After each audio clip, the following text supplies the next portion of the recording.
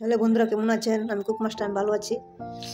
আজ আলু কপি কেটে টানিয়ে নিয়েছি, মটরশুঁটি কেটে ভাজিয়ে নিয়ে নিলাম।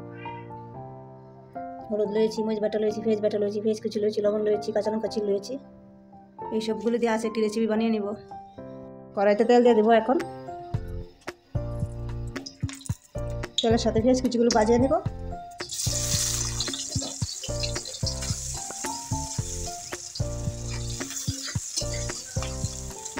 পেঁয়াজ কুচিগুলো ভাজি হয়ে গেছে। এখন মরিচ বাটা দিয়ে দেবো তেলের সাথে। পেঁয়াজ বাটা দিয়ে দিব, হালকা পরিমাণ লবণ দিয়ে দিব, এখন হলুদ দিয়ে দিব, কাঁচা লঙ্কা চিড়ে দিয়ে দিব।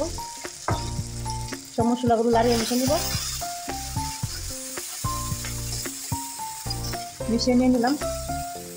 তারপর আমি ফুলকপি আলু পিসগুলো দিয়ে দেবো মশলার সাথে। মশলার সাথে লাড়িয়ে মিশিয়ে নেব। এখন হালকা পরিমাণ ঝোল দিয়ে দিব।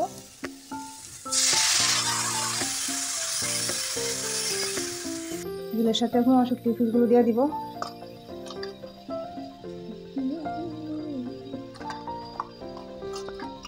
রেসিপিটি হয়ে গেছে, এখন নামিয়ে নেব।